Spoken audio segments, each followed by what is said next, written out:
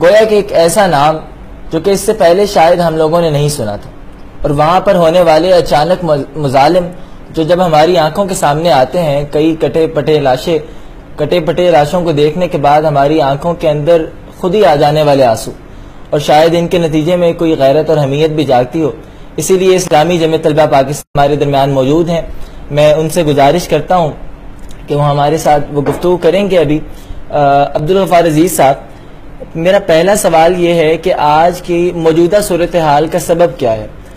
ایسا کیوں ہوا ہے، اور آج کل کیا سینیریو چل رہا ہے برما کے اندر؟ یہ جو ہم لوگ سوشل میڈیا پر دیکھ رہے ہیں وہ کیا واقعی سچ ہے؟ یہ اس حوالے سے بتائیے گا. جی بسم اللہ الرحمن الرحیم.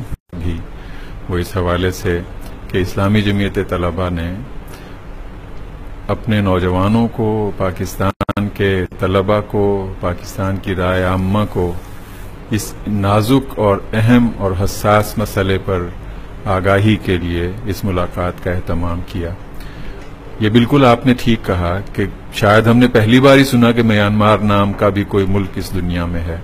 پہلے اس کا لیکن یہ ایک خطہ اور اس میانمار کے علاقے میں بھی ایک حصہ جس میں روہنگیا ایک نسل رہتی ہے جو کہ مسلمان اکثریت ہے، اور اراکان کا ایک علاقہ جو کہ بنگلہ دیش سے سرحد اس کی ملتی ہے. اراکان اور بنگلہ دیش کے درمیان صرف ایک دریائے ناف وہ بہتا ہے.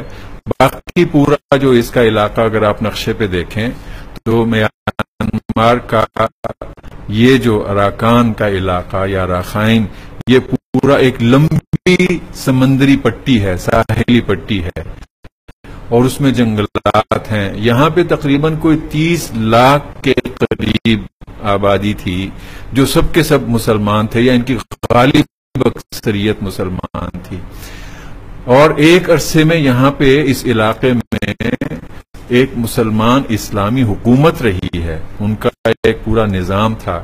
لیکن پھر آہستہ آہستہ ان کا خاتمہ کیا جاتا رہا. پھر برطانیہ نے جب اس پورے بر صغیر پر قبضہ کر لیا، ہم پر بھی، تو برما کا علاقہ بھی ان کے زیر تسلط تھا.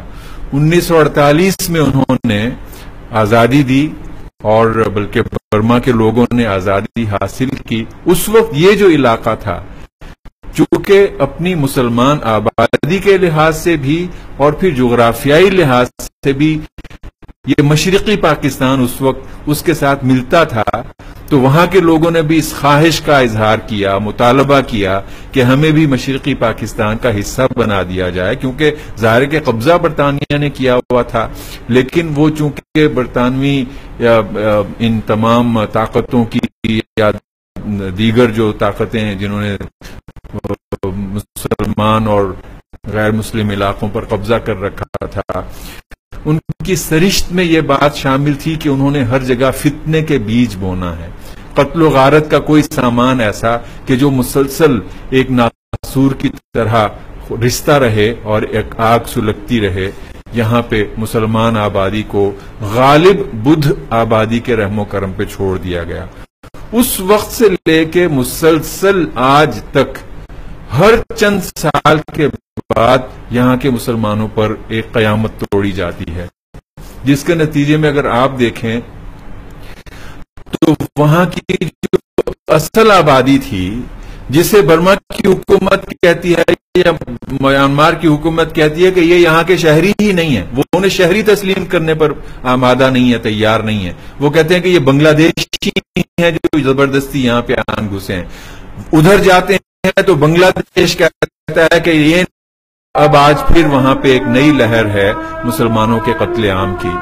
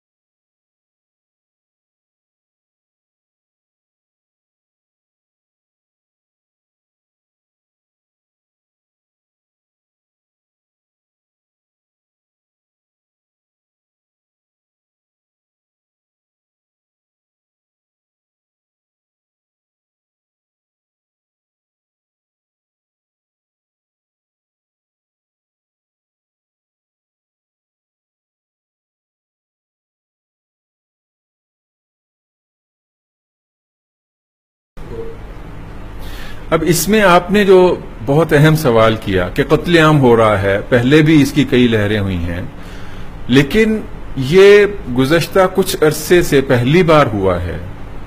یعنی کہ قتل عام تو خود مجھے پہلی بار ہوا ہے کہ وہاں جو قتل عام ہوا اس کے ساتھ ہی بالخصوص سوشل میڈیا پہ ایک کیمپین چلی، اور اس میں جو تصاویر کی بھرمار ہے اور اس میں جو ویڈیو کلپس ہیں، یہ افسوس کی بات ہے کہ اس میں سے تقریباً 80% مناظر جو ممکن ہی نہیں ہے کہ اس دنیا میں آج ایسے ہوئے ہوں، لیکن اسے ان کے ساتھ منسوب کر کے سوشل میڈیا پہ چلا دیا گیا. انسانوں کو بالکل جیسے وہ بے دست و پا محسوس کریں اپنے آپ کو.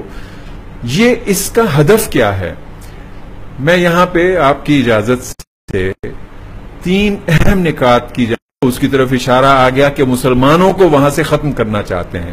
وہ خود بھی قتل کر رہے ہیں اور پڑوس میں جو مسلمان ملک بنگلہ دیش ہے وہ بھی ان کے زخموں پہ مرہم رکھنے کی بجائے ان کی تکلیف میں مزید اضافے کا اور قتل و غارت میں مزید اضافے کا سبب بن رہا تھا. اور دیکھیں تو برما میں ایک ڈکٹیٹرشپ رہی ہے، اور اس وقت وہاں پہ جمہوریت کے نام پہ ایک اپوزیشن لیڈر آنگ سان سوچی، اس کا نام دنیا میں آیا، اسے نوبل پرائز ان کا ساتھ دیا، اور عملاً یہ سمجھا گیا کہ شاید وہ فوجی ڈکٹیٹرشپ وہاں پہ اب ختم ہو گئی ہے اور وہاں پہ جمہوری حکومت آ گئی ہے، وہ سینکشنز ختم ہو گئیں.